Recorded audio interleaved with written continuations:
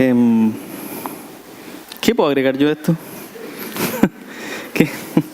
¿Qué hace uno después de ver en práctica y en vida lo que la palabra del Señor dice?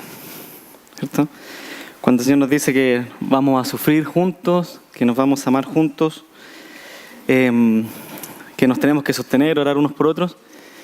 Y creo que aquí la Anita lo plasmó claramente. Me quedó dando vuelta lo que dijo.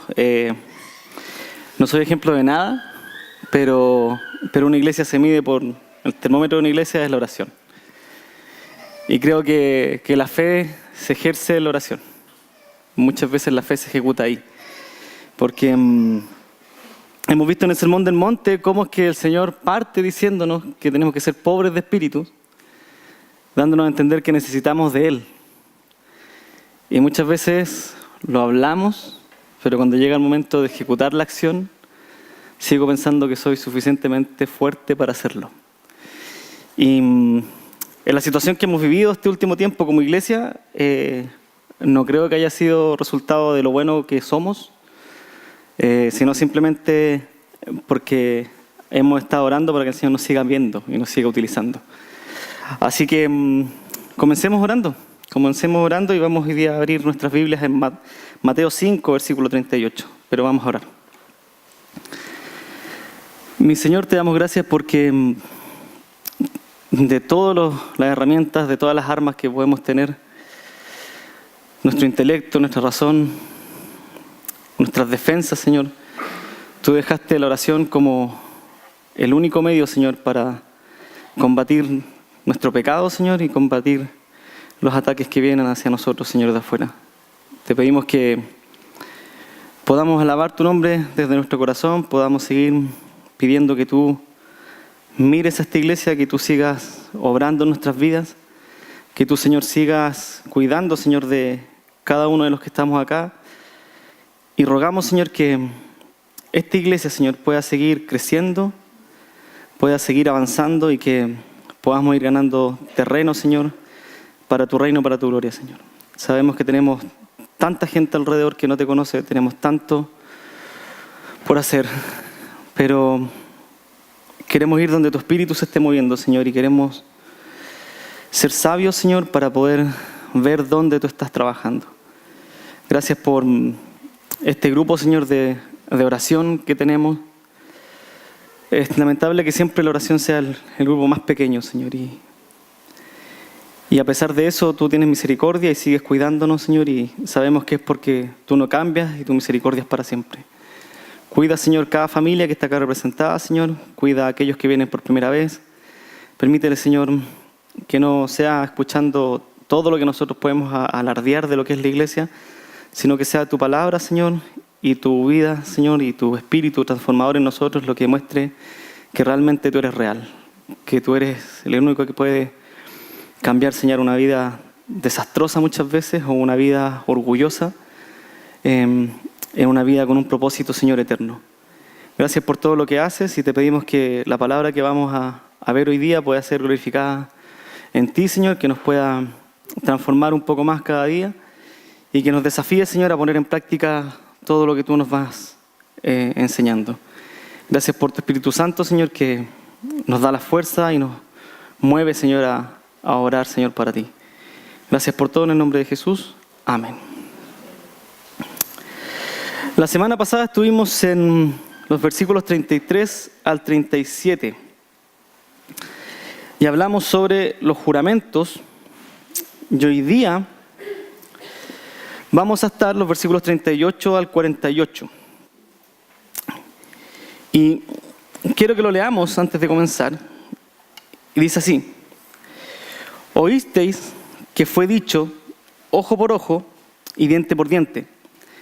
Pero yo os digo, no resistáis al que es malo, antes a cualquiera que te hiera en la mejilla derecha, vuélvele también la otra.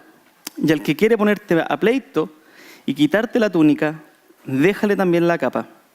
Y a cualquiera que te obligue a llevar carga por 1 milla, ve con el 2. Al que te pida, dale. Y al que quiera tomar de ti prestado, no se lo rehuses. Oísteis que fue dicho, amarás a tu prójimo y aborrecerás a tu enemigo. Pero yo os digo, amad a vuestros enemigos, bendecid a los que os maldicen, haced bien a los que os aborrecen, y orad por los que os ultrajan y os persiguen, para que seáis hijos de vuestro Padre que está en los cielos, que hace salir su sol sobre malos y buenos, y que hace llover sobre justos e injustos. Porque si amáis a los que aman, ¿qué recompensa tendréis? ¿No hacen también lo mismo los publicanos? Y si saludáis a vuestros hermanos solamente, ¿qué hacéis de más? ¿No hacen también así los gentiles? Sed pues vosotros perfectos, como vuestro Padre, que está en los cielos, es perfecto. Saben que la mayoría de la gente que me conoce con mi familia, con Claudia llevamos ya 6 años de matrimonio, y en esta etapa estamos pasando por un periodo bien interesante que es la paternidad. Es un cambio completamente radical en lo que estábamos haciendo antes de tener a los niños. Las horas de sueño se reducen muchísimo y hay muchas cosas que ya uno tiene que dejar de hacer por otro, por el bienestar de otro. Y lo divertido es que cada día que pasa vamos enfrentando situaciones nuevas. Cada día hay situaciones nuevas. Victoria, que es la mayor, la que anda siempre bailando ahí con Laurita, tiene 3 años y ella está en pleno proceso de desarrollo intelectual y motriz. Entonces, hay veces que como que trata de hablar y caminar y se cae, choca. Pues se está desarrollando y sale con palabras nuevas, cosas nuevas todos los días.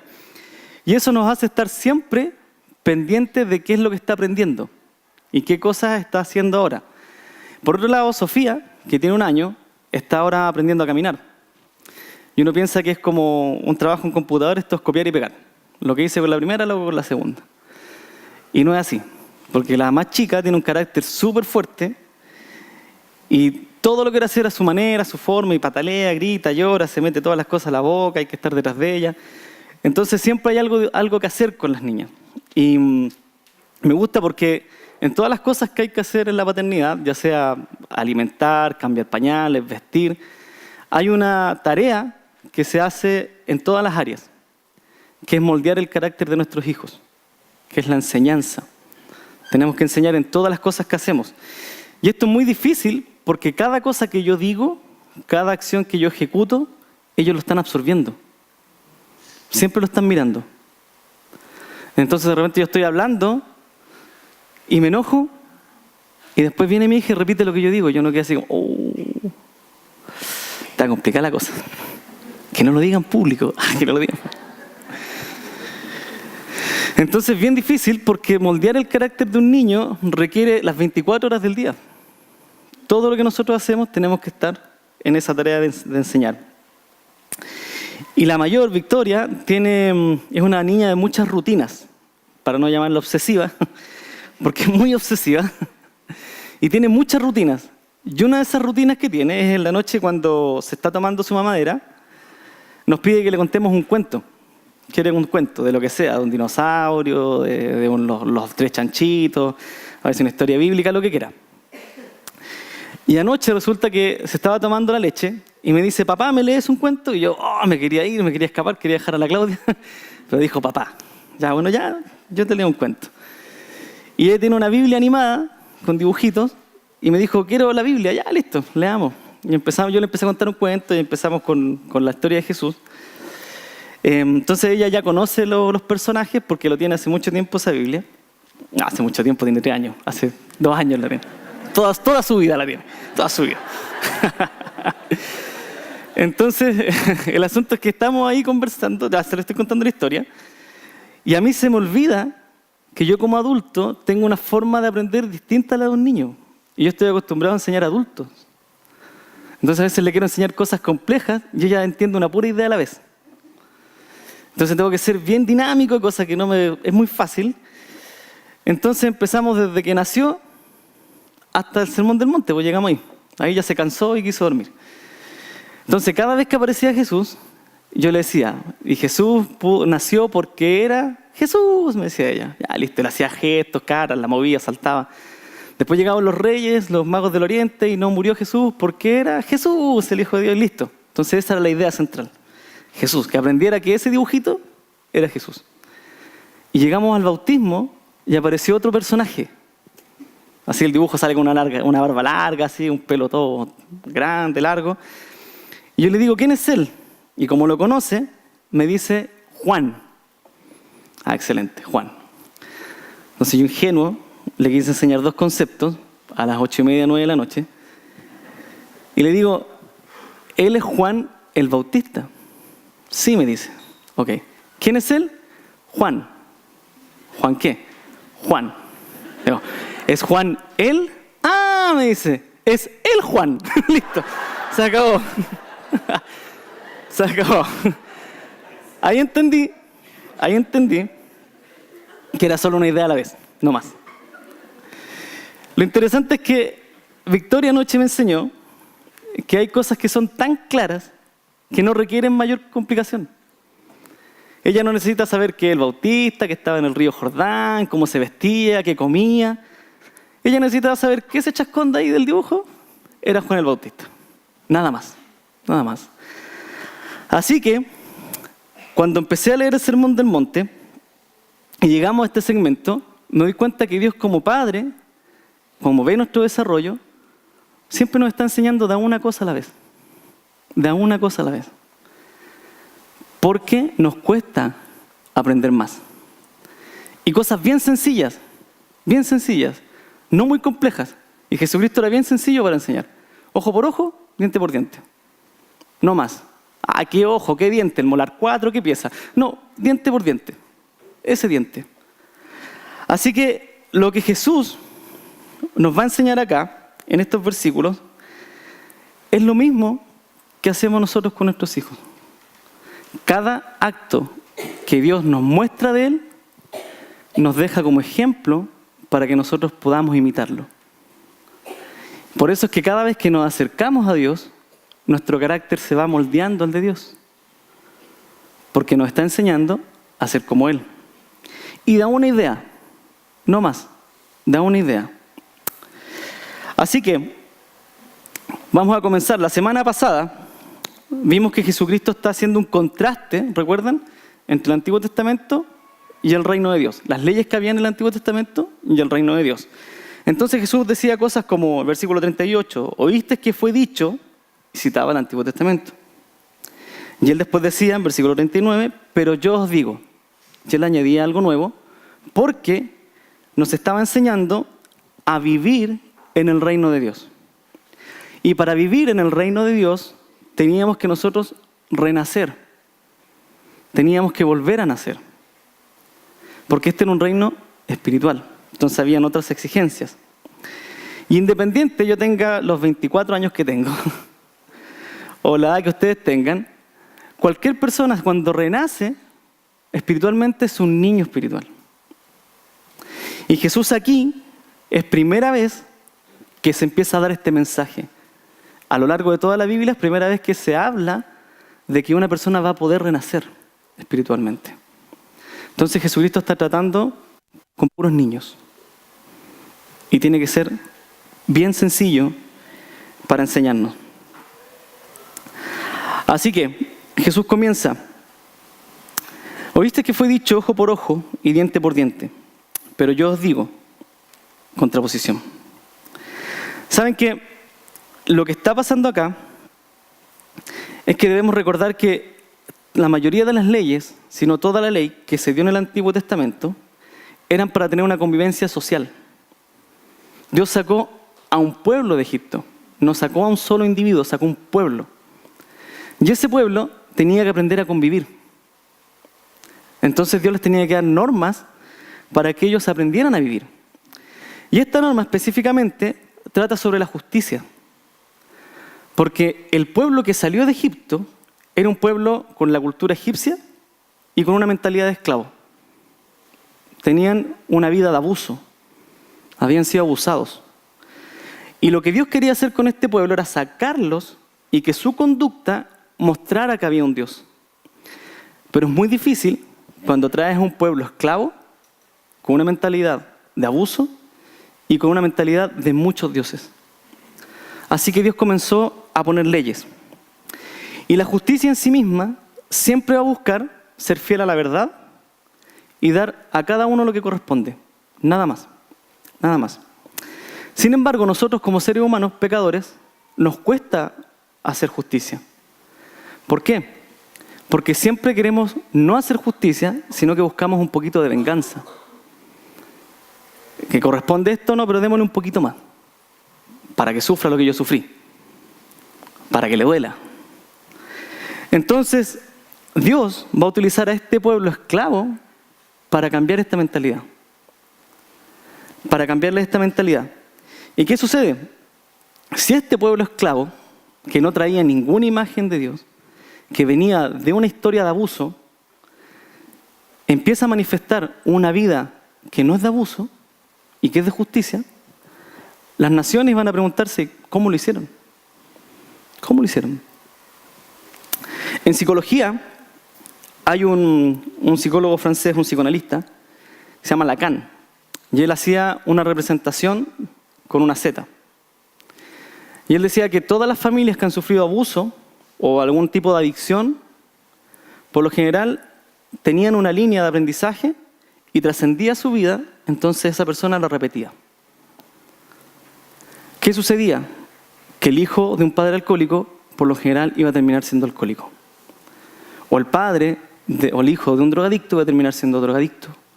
O el hijo de un divorciado se iba a divorciar. Y no es muy difícil verlo hoy día. No es muy difícil. Porque lo que nosotros hacemos en la casa es lo que moldea el carácter de la gente. Yo les comentaba la otra vez que cuando yo me casé, y mis hermanas también, una de las cosas que nos costó entender fue que el matrimonio era un asunto para toda la vida. Porque como nosotros venimos de una relación divorciada, de divorcio, era natural, era normal. Y mis hermanas no se querían casar por lo mismo, porque pensaban que se iban a divorciar, que iban a fracasar. No podemos hacerlo, es difícil. Y yo recuerdo una de las primeras discusiones que tuve con mi señora, yo dije, bueno, ¿y si nos divorciamos? Era súper natural. Y yo ya era cristiano, súper natural. ¿Por qué? Porque es lo que vi en la vida. Y si nos gritamos, da lo mismo, si eso se da. En todas las familias se da. Porque es una historia que nos trasciende y nosotros la reflejamos. Entonces Dios tenía una tarea un poco compleja con el pueblo de Israel. Porque imagínense, un pueblo abusado, era lógico que iba a abusar. Así aprendieron. Pasaron 430 años en Egipto y pasaron abusos, siendo esclavos. Y Dios les dice, ¿saben qué? Vamos a poner una pequeña ley que dice, ojo por ojo, diente por diente. Y si me acompañan a Éxodo, capítulo 21, Éxodo 21,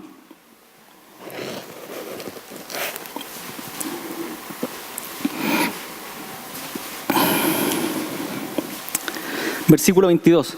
Esto es interesante porque la ley tenía que reflejar a un Dios justo y verdadero. Y Dios iba a ser de un pueblo esclavo y abusado, con mentalidad de otra nación, de Egipto, un pueblo que iba a reflejar la justicia y la verdad. Y lo iba a hacer por medio de estas leyes. Y Éxodo 21, 22 al 25 dice, si algunos riñeren e hirieren a mujer embarazada, y ésta abortare, pero sin haber muerte, serán penados conforme a lo que les impusiera el marido de la mujer y juzgarán los jueces. Porque quizás el marido no quería ser justo, sino que quería venganza. Entonces van a juzgar los jueces. Mas, si hubiere muerte, entonces pagarás vida por vida, ojo por ojo, diente por diente, mano por mano, pie por pie, quemadura por quemadura, herida por herida y golpe por golpe. Justo. Lo que hizo, merece, eso corresponde. Entonces Dios quería enseñar justicia y evitar la venganza. Evitar el rencor. Es que no hicieron lo que correspondía. Si le saco un ojo, él también le vamos a sacar un ojo. Lo que corresponde. Suena súper crudo. Levíticos 24, versículo 19. Levíticos 24, versículo 19 y 20.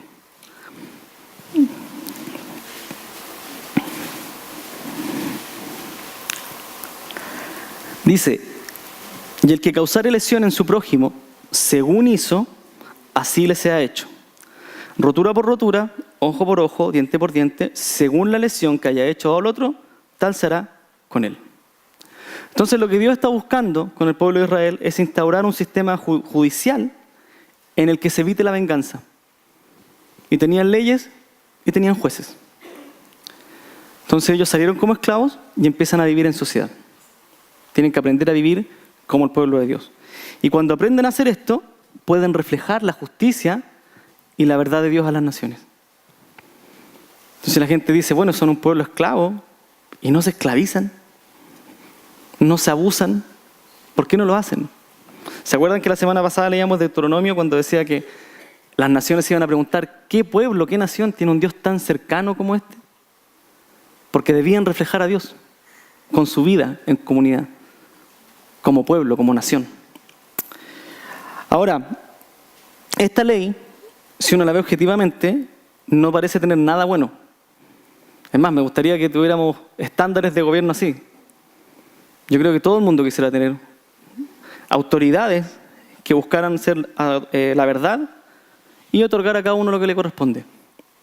Y uno cuando escucha las noticias por lo general se va dando cuenta que no todos reciben lo que le corresponde, y eso genera rabia y rencor. Y es exactamente lo que Dios quería evitar. Acá no va a haber rabia ni rencor. Cada uno lo que merece. Así que esta ley es adecuada, pero Jesús va a añadir algo más. Parece que no era lo suficiente. ¿Saben qué es adecuada esta ley para quienes no conocen a Cristo? Cuando vino Jesucristo, Él elevó el estándar. Esta ley la podríamos llamar como que es un acto de gracia para todo el mundo. Si todo el mundo busca la verdad y da a cada uno lo que le corresponde, no va a tener ni venganza y no va a tener rencor. Para cualquier persona. Pero cuando Jesucristo está hablando en el Sermón del Monte y nos está hablando de una nueva vida en un reino celestial, el Espíritu Santo va a merecer y nos va a pedir mucho más que esto. Las reglas del reino son mayor. Las reglas para nosotros que hemos renacido son mayores que esta. Dios no nos pide solamente ejecutar esta justicia, nos pide un poquito más. Y el tema es que en el reino de Dios, lo que buscamos hacer es lo que Jesucristo dijo cuando nos enseñó a orar. Dijo, Padre, hágase tu voluntad en el cielo, como en la tierra. Y lo que busca el reino de Dios es traer esa voluntad celestial a la tierra. Y nosotros podemos reflejar esa voluntad celestial aquí y ahora. Cosa que no podían hacer antes. ¿Por qué? Porque hemos renacido espiritualmente y, como dice Pedro, no somos de este mundo. Como oró Jesucristo, déjalo en este mundo. No son de este mundo, pero no los quites del mundo, sino que líbralos del mal.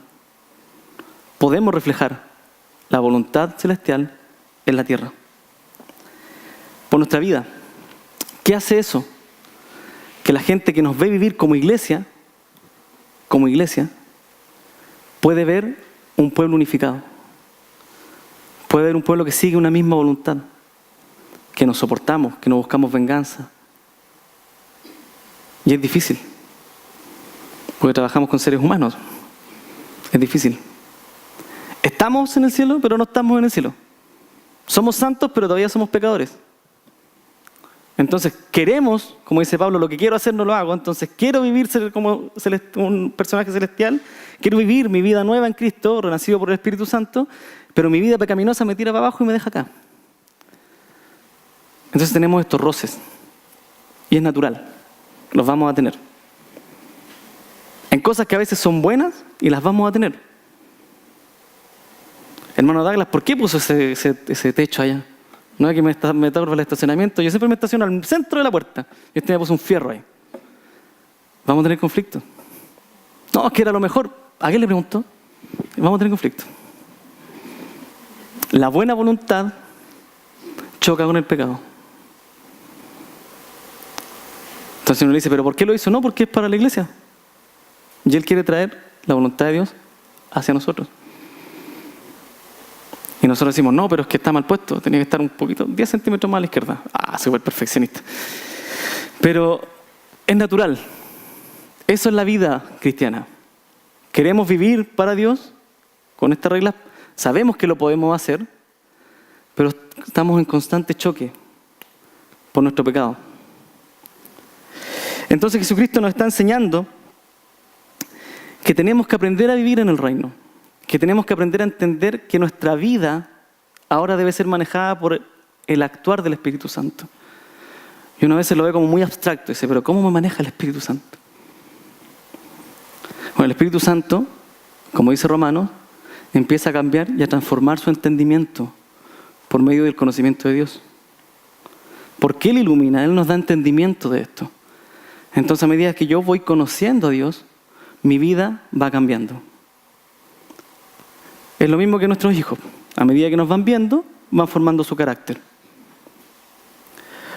Así que no es que nosotros buscamos una lectura diaria, no es que buscamos orar constantemente por hacerle un ritual, sino porque esa es la forma en que el Espíritu Santo va a transformar nuestras vidas.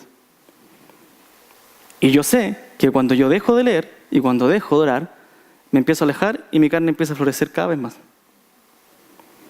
Y lo sé por experiencia, pregúntenle a mi señora. Entonces, es necesario un actuar continuo del actuar del Espíritu Santo. Somos niños espirituales que vamos en desarrollo. Y Jesucristo nos va a dar 4 ejemplos de cómo es que debemos vivir en esta nueva ciudadanía celestial. El versículo 39 dice así: pero yo os digo, no resistáis al que es malo. Antes, a cualquiera que te hiera en la mejilla derecha, vuélvele también la otra. Y el primer punto es que en el reino de Dios no debemos actuar de forma hostil con el que nos hace mal. No debemos actuar de forma hostil con el que nos hace mal. Y esta palabra, resistir, que aparece ahí, no resistáis, en griego da la idea de oponerse a alguien, rebelarse contra alguien o actuar hostilmente en contra de alguien. En pocas palabras, hacerse enemigo de ese alguien. Y un enemigo ya no se habla, no se acerca, no conversan, se esquivan. Si tengo un conflicto, me voy por otro lado. Allá viene, voy por acá. Chiquitito. Estamos esquivando, somos hostiles. Y en el reino de Dios no hay espacio para eso. Jesús nos está diciendo, ¿saben qué? Como ciudadanos del reino, no hay espacio para que usted sea enemigo de otro.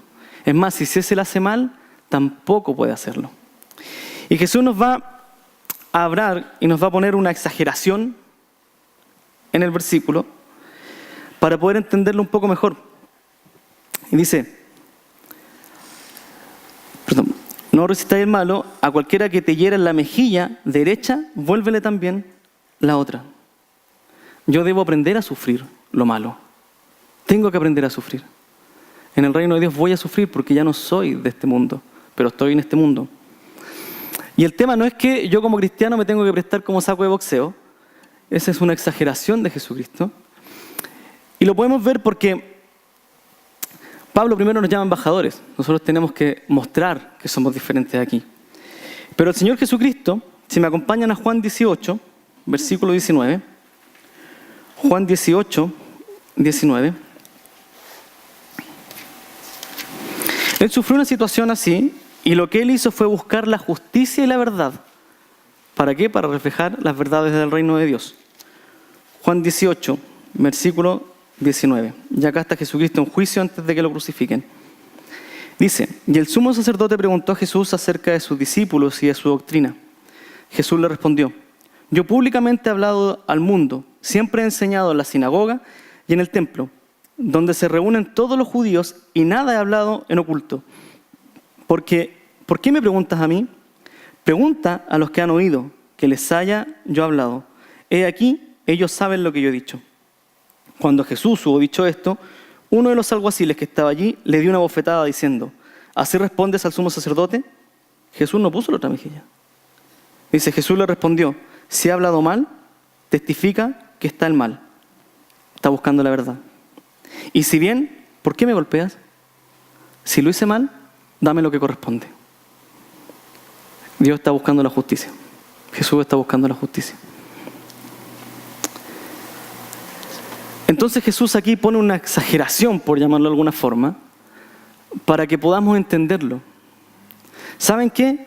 En el reino de Dios, no hay lugar para la hostilidad. A él lo bofetearon, pero no actuó como un enemigo. Buscó la justicia.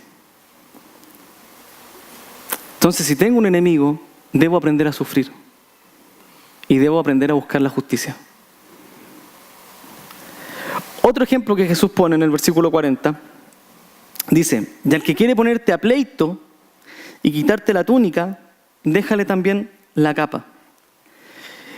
Y es interesante porque en el reino de Dios, las relaciones personales están sobre las posesiones personales.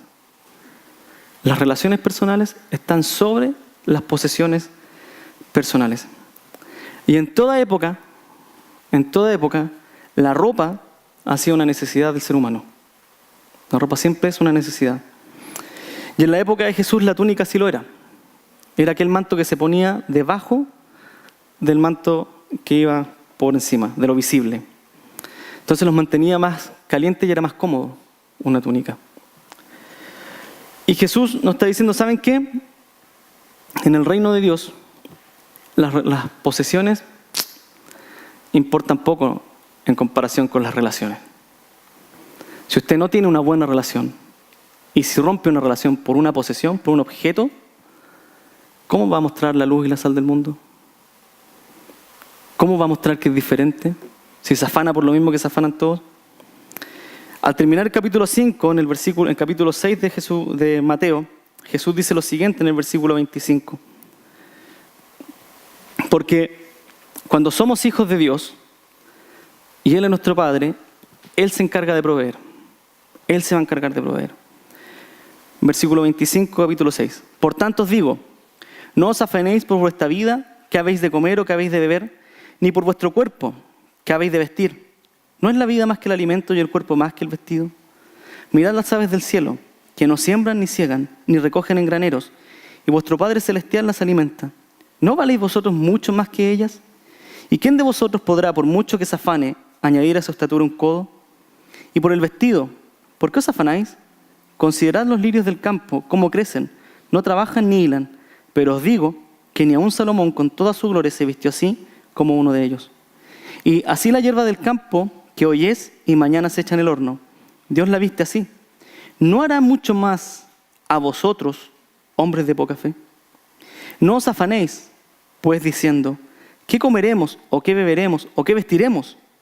Porque los gentiles buscan todas estas cosas, pero vuestro Padre Celestial, que tenéis, sabe que tenéis necesidad de todas estas cosas. Mas, buscad primeramente el reino de Dios y su justicia. Y todas estas cosas serán añadidas. En el reino de Dios, la justicia es importante. Y Dios provee para nuestras necesidades. Si alguien me quiere poner a pleito por algo, entréguelo. Entréguelo. Dios va a proveer a su tiempo, todo a su debido tiempo, para las necesidades, no para mis deseos, para las necesidades. Y esto lo comentamos una vez en la reunión de oración, y es que Jesús y Dios no va a mandar del cielo una camisa y decir, oh, estoy pobre de camisa, necesito una camisa, y va a bajar una camisa. Él va a usar a las personas que fueron transformadas por el Espíritu Santo, los mismos ciudadanos del reino, para proveer al otro. Porque vivimos en comunidad. Porque vivimos como el pueblo de Dios. Y esto es interesante porque el mismo Mateo 5, versículo 45, dice, para que seáis hijos de vuestro Padre, para que reflejemos a nuestro Padre, que está en los cielos, que hace salir su sol sobre los malos y buenos, y que hace llover sobre justos e injustos. Él da a todos, no hace acepción de personas. Él da esto para todos. Y al final de Mateo, en el capítulo 25, cuando él está hablando ya de su venida y del juicio final, Jesús hace un paréntesis muy interesante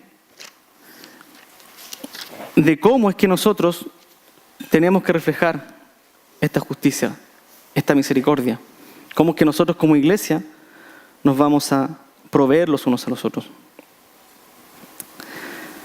Versículo 31, lo voy a leer un poco rápido por el tiempo. Y está hablando acá del juicio.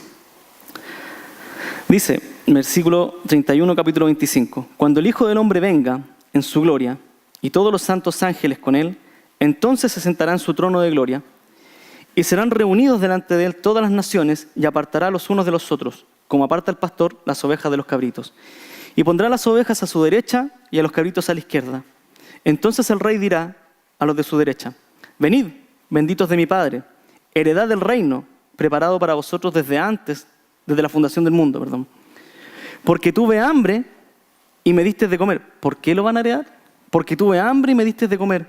Tuve sed y me diste de beber. Fui forastero y me recogisteis. Estuve desnudo y me cubristeis. Enfermo y me vestisteis. En la cárcel y vinisteis a mí. Entonces los justos le responderán diciendo, ni siquiera nosotros sabemos esto. Señor, ¿cuándo te vimos hambriento y te sustentamos, o sediento y te dimos de beber? ¿Y cuándo te vimos forastero y te recogimos, o desnudo y te cubrimos? ¿O cuándo te vimos enfermos o en la cárcel y vinimos a ti? Y respondiendo el rey les dirá, de cierto os digo que en cuanto lo hicisteis a uno de estos mis hermanos más pequeños, a mí lo hicisteis. Entonces dirá también a los de la izquierda, apartados de mí, malditos, al fuego eterno preparado para el diablo y sus ángeles. Porque tuve hambre y no me disteis de comer, tuve sed y no me disteis de beber, fui forastero y no me recogiste, estuve desnudo y no me cubristeis, enfermo y en la cárcel y no me visitasteis. Entonces también ellos le responderán diciendo, Señor, ¿cuándo te vimos hambriento, sediento, forastero, desnudo, enfermo o en la cárcel y no te servimos? Entonces le responderá diciendo, de cierto os digo que en cuanto no lo hiciste a uno de estos más pequeños, tampoco a mí lo hiciste. Dios provee por medio de su pueblo. Y a veces traemos el compartir y usted no sabe a quién está bendiciendo. Y cuando mañana esté en el juicio, Dios le diga, ¿sabes qué? Entra, ven, hereda, porque me diste de comer. Y usted le va a preguntar, ¿cuándo? ¿Cuándo pusiste un arroz en aquella bolsa? Simple. Cuando juntaste la ropa que estaba buena y que ya no te queda y la regalaste. Cuando en vez de comprarte una bebida, se la diste a alguien que necesitaba comer. Ahí lo hiciste. Y yo voy a decir, no sabía que era así. Porque el reino se refleja por nuestra vida. Y en el reino las relaciones son más importantes que las posesiones. Versículo 41, capítulo 5. Tercera figura que Jesús nos enseña.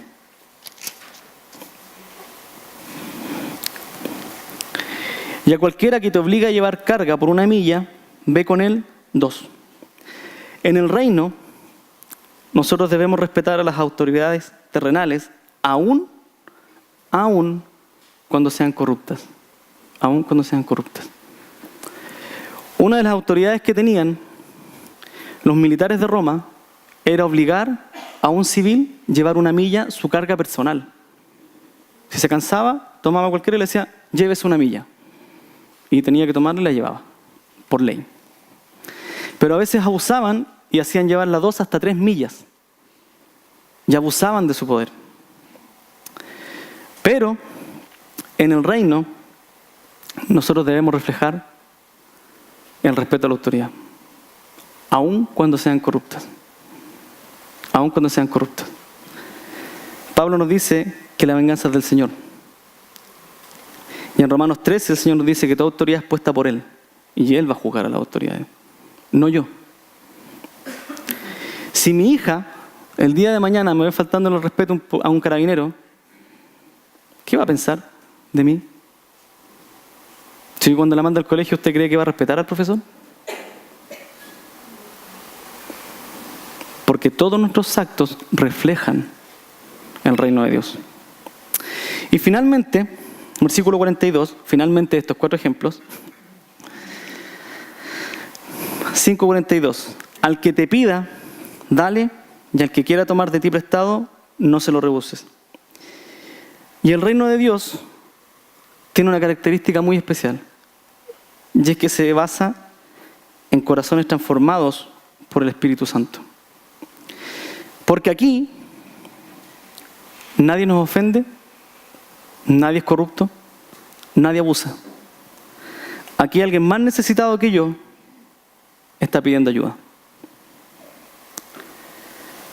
Al que te pide, dale. Y al que quiere tomar de ti prestado, no se lo rehuses. En el reino de Dios entendemos que Dios es el rey de todo lo que hay en la tierra. Y lo que yo tengo es provisto por Él. Y Él quiere que lo que de Él yo recibo, yo pueda proveer al otro. Y esto es complicado porque estamos pasando por una situación actualmente en que debido a la migración y a los temas laborales tenemos mucha más pobreza que antes. Y es difícil cuando uno va por la calle y te piden dinero y no tenés que darle. Yo no tengo una moneda, ¿no?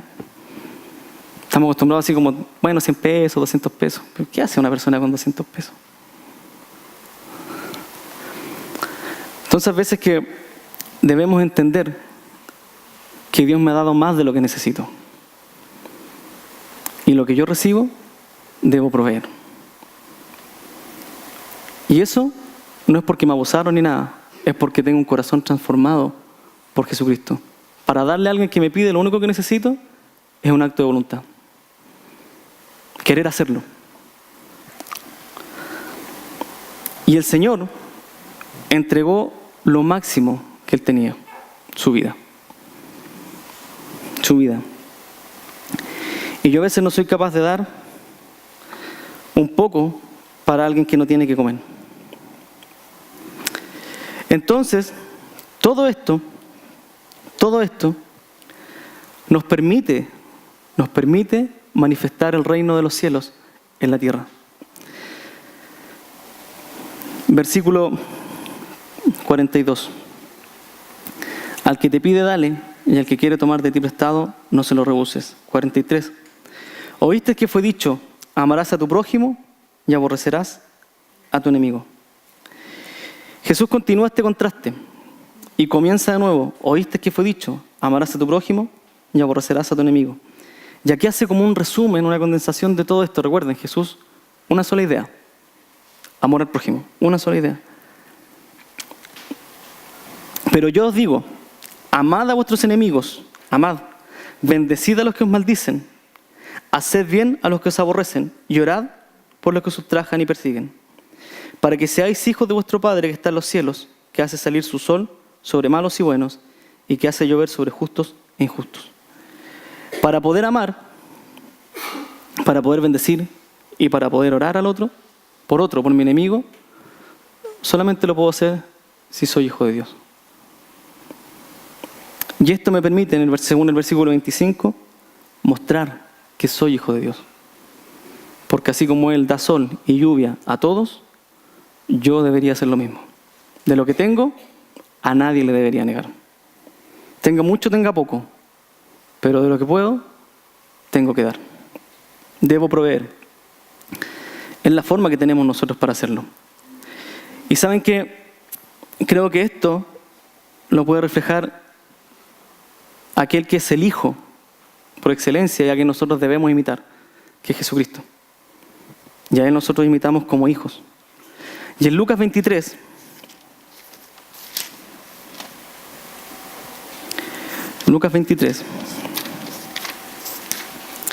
versículo 32, Jesucristo aquí ya está crucificado.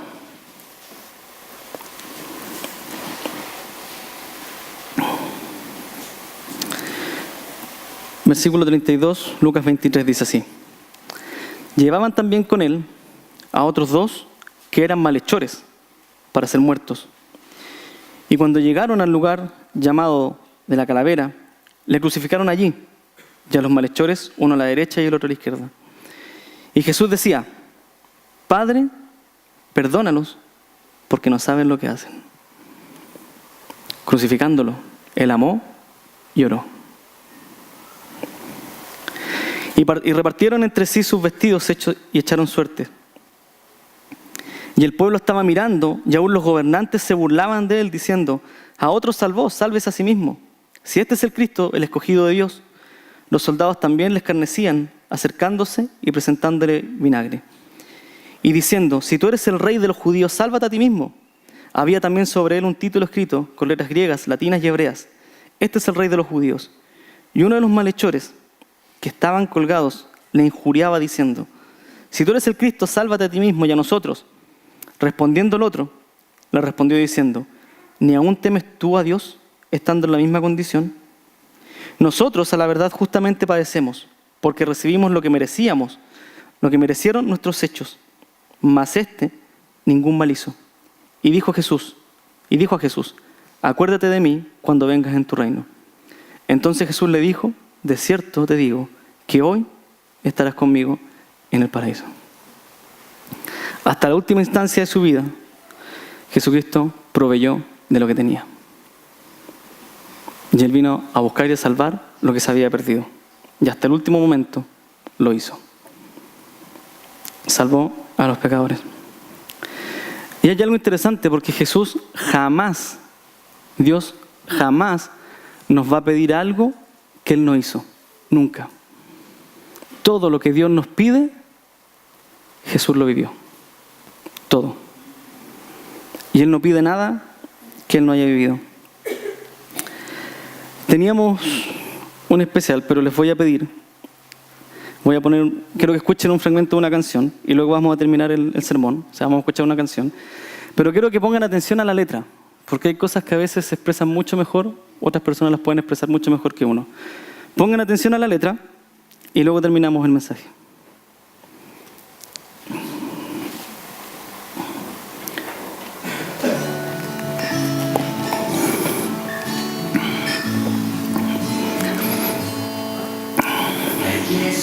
De Juan Pablo, queda en el centro de la ciudad.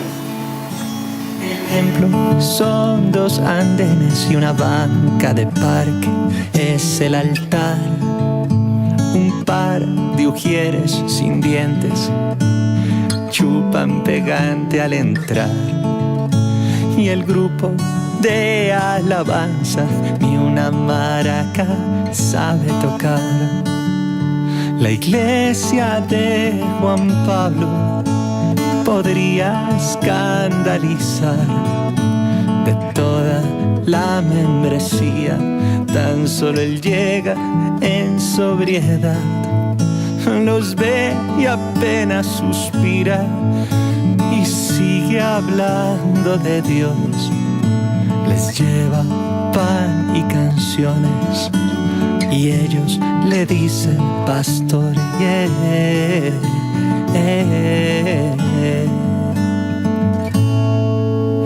La iglesia de Juan Pablo hace 2 años que comenzó. 6 días a la semana tienen ayuno porque tocó. Y él sabe que lo que hace pelea con la razón. Por eso a veces la ignora y mira solo al Señor. La iglesia de Juan Pablo podría escandalizar. Y eso que aún no te digo, que si te descuidas te pueden robar. Y así te suene alocado, Juan Pablo vive feliz, llevando el amor de Cristo a los indigentes de Medellín.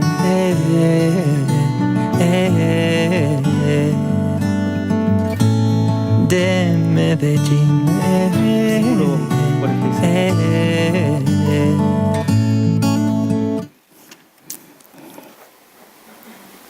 Perdón. Porque si amáis a los que os aman, ¿qué recompensa tendréis? ¿No hacen también lo mismo los publicanos? Y si saludáis a vuestros hermanos solamente, ¿qué hacéis de más? ¿No hacen también así los gentiles? ¿Saben que tenemos una sola oportunidad para reflejar a Cristo en esta vida? Solo una. Perdón. Y no la podemos desaprovechar. No la podemos desaprovechar. Tenemos todo lo necesario para reflejar a Jesucristo. Todo. Todo. Tenemos ropa, comida, sustento, un templo. Y saben que Jesús no vino para que estemos tranquilos. Jesús vino para incomodarnos. A tal punto a incomodarnos que nos vamos a tener que levantar y salir. Y vamos a tener que aprender a sufrir, a aprender a dar, a aprender a amar, como lo hizo Jesucristo. Y nuestro fin: sed pues vosotros perfectos, como vuestro Padre que está en los cielos es perfecto. Me gusta porque Jesucristo es una comparación directamente con el Padre. Y así como Él es nuestra meta. No vamos a ser perfectos aquí, pero lo vamos a seguir. Y para que sea más visible aún, Jesucristo, Dios, se hizo carne. Ahí está nuestro ojo puesto en Jesús. A Él debemos imitar. Ahí están los evangelios. Comiendo con los pobres, con los leprosos, con las prostitutas. Ahí estaba Jesús.